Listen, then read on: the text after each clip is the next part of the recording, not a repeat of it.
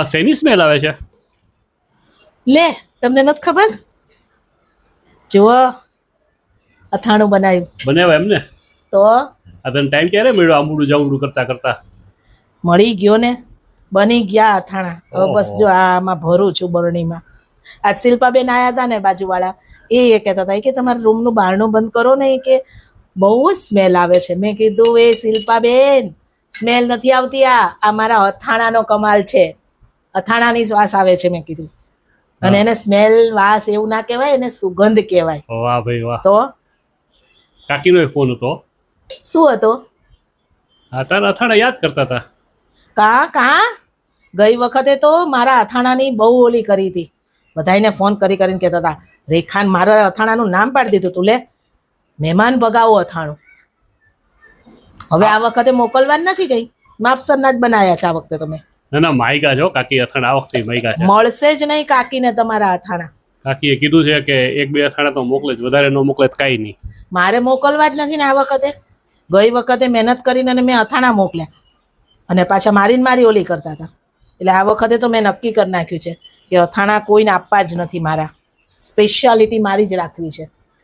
એટલે અમારે જ બધા ખાવાના છે એમ ને? થોડું કાકીને મોકલી આ બધું તમારે જ પૂરું કરવાનું છે. કાલથી થેપલા ભાખરી બધું ચાલુ કરી દઈશ ને. હવે આમ તો ચોમાસું આવશે એટલે શાક બંધ થશે, એટલે તમારા અથાણા ખૂટવાડવાના છે. આટલા બધા બનાયા છે, ખૂટવાડજો પાછા. પણ એમને થોડું કાકીને મોકલી દીધું. કાકીએ બહુ આગ્રહ કર્યો છે. કેમ, શું કરવા? એમ કહેતા હતા કોઈ ચીટકું મહેમાન આવે ને પછી જાતો ન હોય ત્યારે રેખાના અથાણા કાઢીએ છીએ.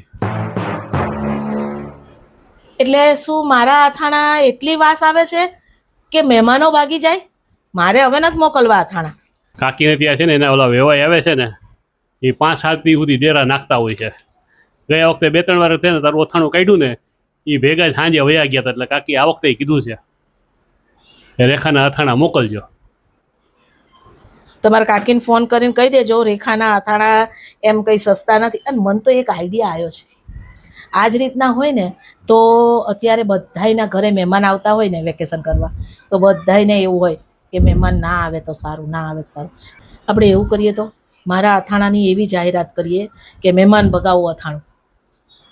આઈડિયા સારો છો તારો. હે, આઈડિયા સારો છે. ધડ વેચાઈ જાય એવું કરું. આ એક બરણીથી શરૂઆત કરું, સમજ્યા? આ 2 બરણી નાની નાની બનાવીશ મેં અથાણા, બરોબર? તો બાજુવાળા શિલ્પાબેન જ હમણાં આવ્યા હતા ને, સ્મેલ આવે છે કરી, તો બાજુવાળા શિલ્પાબેન જ કહું તમારું અથાણું ખાવું છે એમ કરીને વાટકી આપી આવીશ. શું રિઝલ્ટ આવે છે? એને કોઈ મહેમાન આવ્યું છે? હા, એના ઘરે એના માસીજી ને એ બધા આવ્યા છે. કાલે જ કહેતા હતા કે મારા માસીજી આવે ને એટલે બહુ લપ કરે. મારા સાસુ ને મારા માસીજી ભેગા કરી થઈને, એટલે એને આપી આવું વાટકી ભરીને અથાણું. લાવ વાટકી ક્યાં ગઈ? બિઝનેસ નો આઈડિયા બાકી ગોઈતો ને મસ્ત બિઝનેસ છે.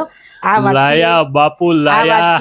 આ વાટકી છે ને એને આપી આવું અને કહું કે હાલો શિલ્પાબેન, અને એને કહીશ કે મારા અથાણાનું નામ છે મહેમાન ભગાવું અથાણા, અને તમારા માસીજીને ચોક્કસ આગળ મૂકશો ને તો ભાગી જશે. તમારા માસીજી બેઠા હોય ને અહીંયા જઈને આ વાટકી આમ કરીને મૂકી દેજો, ભાગી જશે. સારું, 4-5 જગ્યાએ દઈએ એટલે અમારે તો ઓછું ખાવું એટલું. આવતા વર્ષ ત્યાં મહેનત જ નથી કરવી. અને મારો બિઝનેસ જો સારો ચાલી જાય ને તો તમે તરસશો આ મારા અથાણા ખાવા માટે, સમજ્યા? એમ નહીં મળે તમને મારા અથાણા ખાવા. જોજો, મહેમાન ભગાવો અથાણા.